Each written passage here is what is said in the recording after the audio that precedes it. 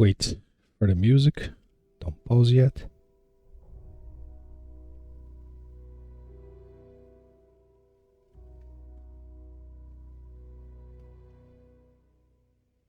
Pause. Counting. 3, 2, 1. Congratulations! You're finally able to survive your very first days on Anywhere You Go. That small airlock setup that you just learned will keep you going anywhere. Now, your very first second step after building that very basic airlock will be power. Anything will need power. Your suit needs power, the machines need power, so you need to be able to make power somehow. That's why we're talking about power on this one.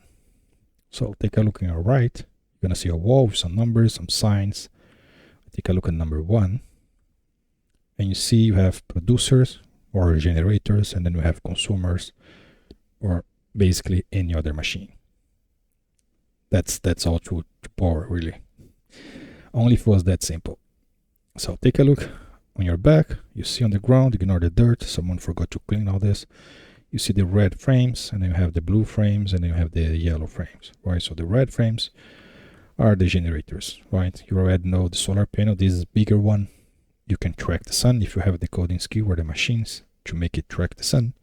Behind it, you have a flat solar panel, and then a wind turbine. And all the way at the back, outside in the window, you have a very big wind turbine. Those are generators. They make power for you. Now, on the blue one, you have machines that will use power to do something. Arc furnace, a gas, not gas, or crusher that make gas or liquids, and then so on. It's not worth going over all machines that consume power, because basically all machines consume power. There's very few that make power. And then finally, on the yellow one, if you take a look at number 2, on the wall, you're going to see a storage, right? Or basically consumer and producer, right? Like any battery that can consume power to store power, and then it provides power. So it acts as both. So take a look in the middle. There is like a smaller battery, right? And then at the back, you have a bigger battery. The bigger the battery, the more it can store. That's simple. Now in the first row, you're going to see APC, right? The area power controller, the APC for short. It's kind of in between, because the APC does not require a battery to work. If you don't put a battery in there, the only thing it does is a power switch. You turn it on and off, and it will pass power, any power you put to it. But if you put a battery on it, then it becomes a power storage, right? It will store power, and you provide power if you need. That's why the APC is like in between. It's a very first kind of power storage when you're starting anywhere, and the one we use in your very primitive airlock setup. Okay, so if you go a little further, you're going to see an example of a fully, like a complete setup, right? So you have a generator, you have some sort of storage, and then you have a consumer. In this case, we have a solid fuel generator. We have a APC again with a dead battery on it, and we have an active vent to consume power. And nothing is happening because there is no power. So in front of it, you're going to see a locker just after the number 3 there. Don't worry about the cables, we're going to talk about them.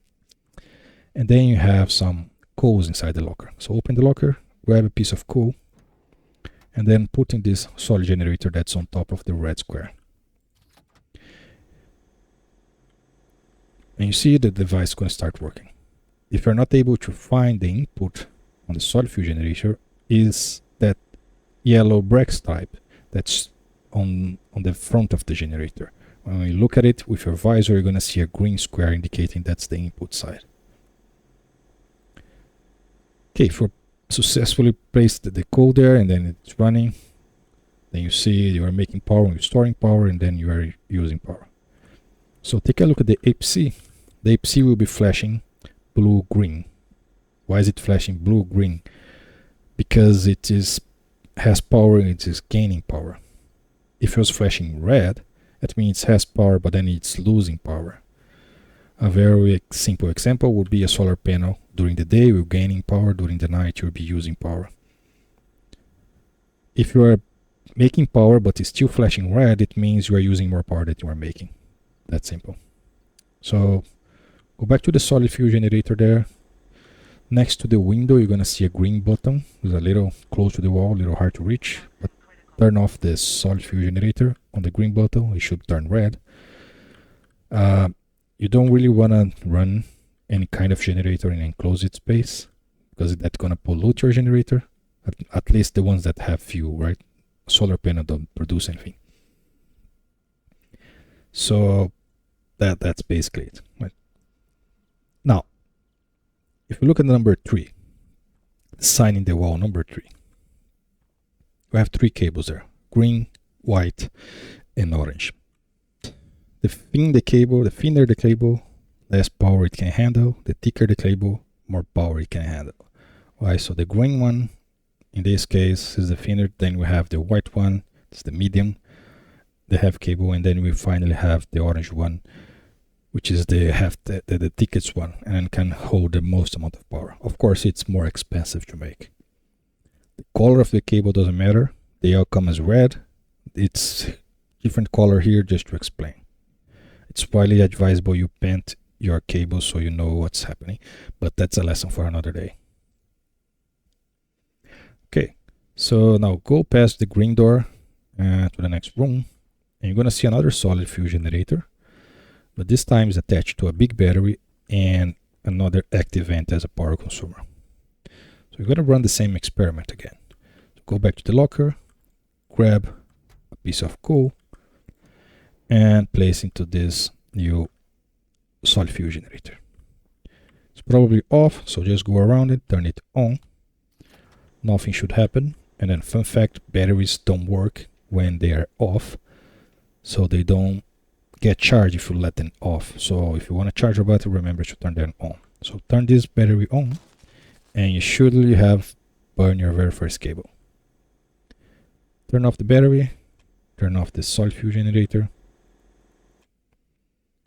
And now you might be asking, why this burn the cable while on the other room the setup with the APC is fine? And that's what we are going over right now. So in simple words, doesn't matter how much power you make, the only important thing that you need to keep track of is how much power you consume. In this case, the APC limits the flow of power here to a very low amount of power, and then this thin cable can handle it. So that's why the setup is working. On the second example, the big battery don't have any limiting, so it will take as much power as I provide. And the solid fuel generators provide a lot of power, at least more than the cable can handle, so that's why the cable burn. How do you know what's happening, right? So your very best friend in your career will be the Statopedia. So let's take a look at what it tells about the solid fuel generator. So press F1 in your suit and then type solid fuel generator. Select the item that shows up, and on the description, the very first line at the end, you should see this device provides 20 kilowatts of power. And that's the key information we need. So if you take a look at the wall with the signs with the number 4, you're going to see the thin cable can handle only 5 kilowatts of power, or in other words, 5,000 watts. It's better to keep the short number, so 5 kilowatts. So 20 is way more than 5, and that's exactly why this cable burns. The battery will accept as much as you provide it to it. And then you have your other cables, right? The heavy one will take 100 kilowatts, and then the thicker one, super heavy, will take 500 kilowatts. So let's understand what's happening with the APC. So next to the sign number 4, we have a locker. Open the locker, and you see a tablet on the very top there. Grab the tablet, drag the battery on top of the tablet, and there's 2 cartridges. One is network analyzer, and the other one is configuration. Grab the network analyzer one on top of the tablet and turn on the tablet. Tablet is your second best friend. You used it before to check gas, now you're going to use it to check power. There's a whole variety of different cartridges that will tell you different information about different things, right? Right now, you just need to worry about power. So go to the setup with the solid fuel generator and the APC, the first one we look, that stand on the red, yellow, and blue frames. So what you want to do is turn on the solid fuel generator again. Now you're going to point your tablet to the cable that's going from the solid fuel generator to the APC. And that's going to explain what's happening here. So you see that there are two devices, right? So the generator and the APC, and then the actual. That's the important thing. The actual power running through this cable right now is 1.1 kilowatts. That's what the APC limits the current to. And then you see the potential for 20 kilowatts. That's what the description of the generator told you, right? It can provide 20, but we are not using 20, so the cable doesn't burn. And then the required is what the network's trying to pull. Because we only have one machine and one generator, the actual and the required will be the same. This will vary, depends on what you have on or off in your network. That's one simple way to understand what's happening with your cable. When the required is getting close to your max limit on the cable, you need to be worried about changing the setup. Okay, turn off the generator. You don't want to keep polluting the environment. Solid fuel generators or generators that use fuel usually release pollutants, and you don't want to be running them in an enclosed space for too long. Okay, so let's fix the setups and let's build the cable again. So go to the locker that has all the charcoal, the coal, sorry, and you should see a bunch of wire cutters and cables and other stuff. So grab one wire cutter and grab one cable coil, just cable coil. Don't grab the half or the super one. So now on the setup with the solid fuel generator and the battery where we have the cable burn, remove the cable and place back a new cable there so we complete the circuit. Now on the second locker, like next to the number 4, if you look around, you're going to see a fuse, cable fuse. So cable fuse is a way for you to prevent your cable to burning in a very awkward position. You might have a very long cable that goes underground, pass below your base, pass on the walls, and when the cable burns, it can burn anywhere. And that's a problem because you're going to have to tear up the entire base to find where the heck the cable burned. To prevent that, you're going to place a fuse that matches the cable. So what you're going to do is grab the fuse, right click, and with your visor, make sure you point to the cable that's going between the generator and the battery. And then if you scroll wheel, you're going to scroll until you find the fuse that match the cable power. Right, if you remember, the thin cable can handle 5 kilowatts, so you're going to find a fuse that have 5 kilowatts. And then you place the fuse somewhere. Now turn on the battery again, and then turn on the generator. And you see the fuse burn immediately. Right, turn off the generator.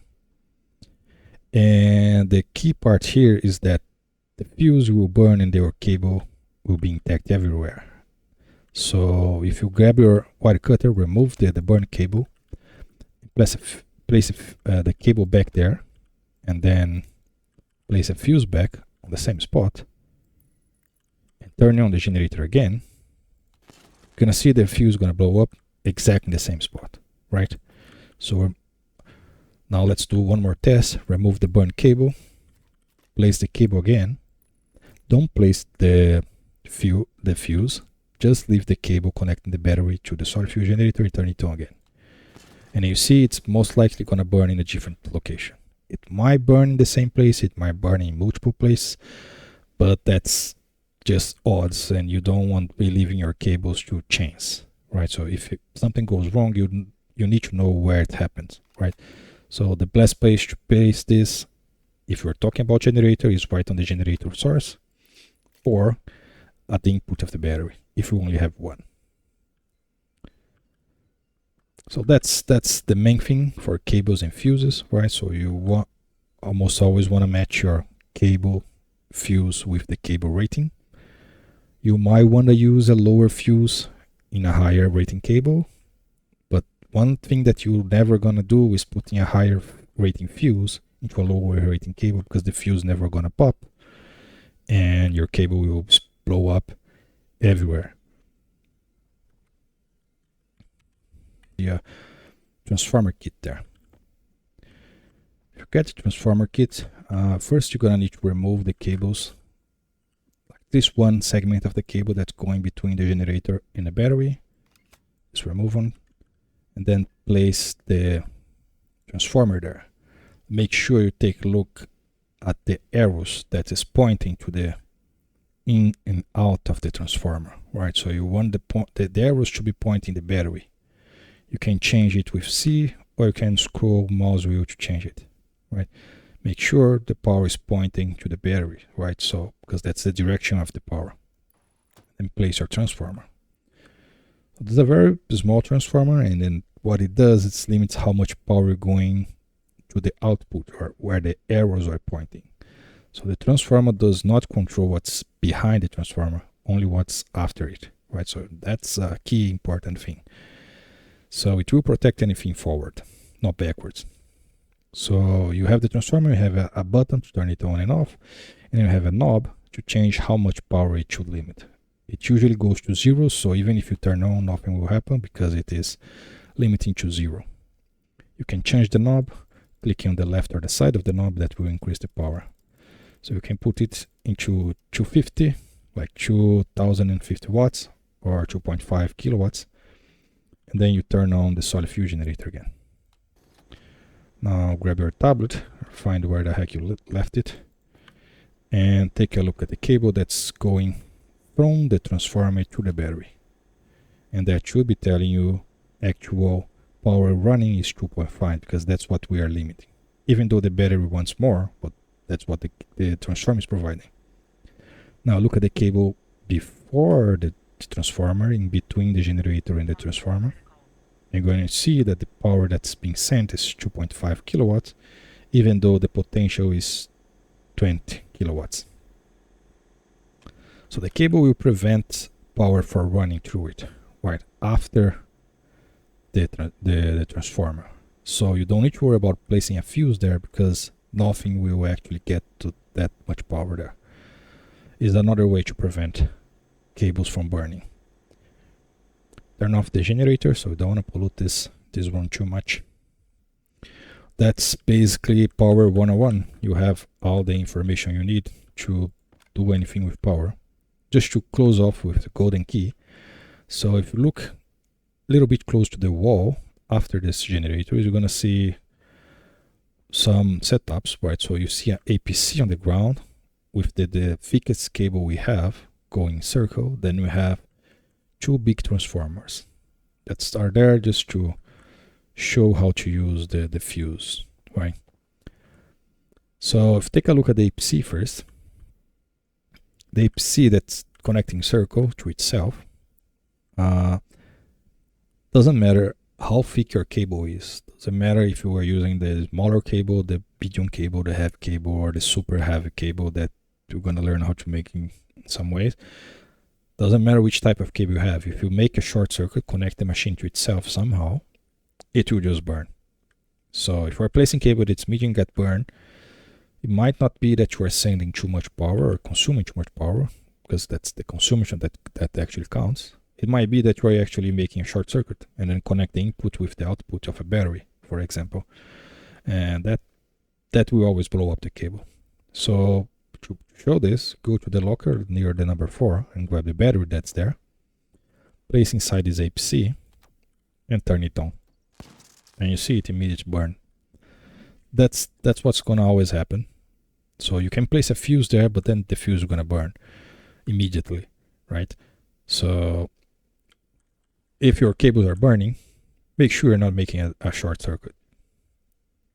Now, for the transformers. If you take a look at the signs, they're a little bit hard to read.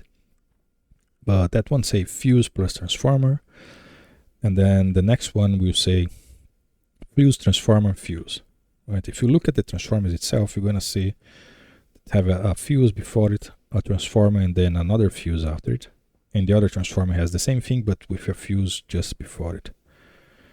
And the difference here is just like one is useful and the other one is not. So what you need to keep in mind is just remember what we learned earlier, right? So the very first example in the middle where I say fuse plus transformer, that's the way you want to go. And if you look at the front of the transformer, you know we're looking at the front of the transformer because it has the on and off button and has the knob to show the power. The knob is telling the power maximum is 50 kilowatts or 50,000 watts. Right, that's what's limiting the cable. And then we have a heavy cable. Heavy cable can handle 100. Even if this knob went all the way to 100, which it doesn't, the cable will still be fine because the power is exactly what it can handle. So there is no need to have a fuse after the transformer. Now before the transformer, the power is uncontrollable and the transformer itself uses power. So you want to have a fuse before a transformer that will match your cable size. Now grab your wire cutter again and go to the second transformer that's more to the back there. And take a look at the fuse. While you did the wire cut in your hand, you see the fuse rating. Otherwise you won't be able to see with your hands. And you see we have one fuse that is 100 kilowatts, which is the same as the cable, which is fine. It's redundant, but it's fine. And then we have another fuse that is 50 kilowatts. Now in this case in particular, having a fuse with 50 kilowatts still makes no sense because the transformer is only output 50 kilowatts, so you're still safe with the transformer. Unless you want to go lower with a 25 fuse, 5 or 1, then the fuse will blow up before you get to the number. I don't know why you would do that, but you can do it. That's it. That's all there is to power, right? So with a quick recap, just go back there on the first one, the number 1. So you have generators that will make power, and then you check how much power they make with the tablet and the network analyzer, or you look at your Statopedia. But don't trust too much on the text on the Statopedia because our engineer forgot to change the number sometimes. So don't trust that alone. Always check with your tablet if you are unsure. Then you have the machines that consume power, same thing, check with your tablet. And then you have the batteries. The batteries will consume as much power as you provide it, so there is no power consumption or production. It consumes how much as you provide it, and it will provide as much as you want. So if you try to connect one battery to the other, it will be fine when they are discharged. But if you connect one battery that is full to one battery that's empty, it will try to fill up instantly, and it will burn whatever cable you place there. There is no cable that will handle power between one battery to the other because there is no restriction. So you need a transformer in between them. All right, before we close this, go back to the locker below number 4. I'm going to show you another useful card. So there is another card there, the cartridge configuration. Grab the cartridge, find the table, the tablet, not the table, wherever you drop it, and change the card. Instead of having the network analyzer, you're going to swap for the configurator card. Now go to the rung that has the sign number 4. We have the solid fuel generator. Turn on the tablet and look at the solid fuel generator. That will tell you some information, but what you want to look at is power generation. That's how much power it's making, and if the generator is off, it's making 0 power. Now turn on the generator, and now you see that the power generator turns to 20. That's how you're gonna check if your engineer forgot to change the values on the machines or not. So you want to use the configurator to check how much power the machine is consuming. One thing that you need to keep in mind is machines consume different power. Sometimes they are idling, sometimes they are doing work, sometimes they are doing heavy lift work, and the power consumption might change. So if you are in doubt, you get the configuration card, look at the machine, and see the power consumption or power generation. That's basically it. There is no checking condition on this one. You can stay in this room as long as you like, and once you're ready, you can leave it.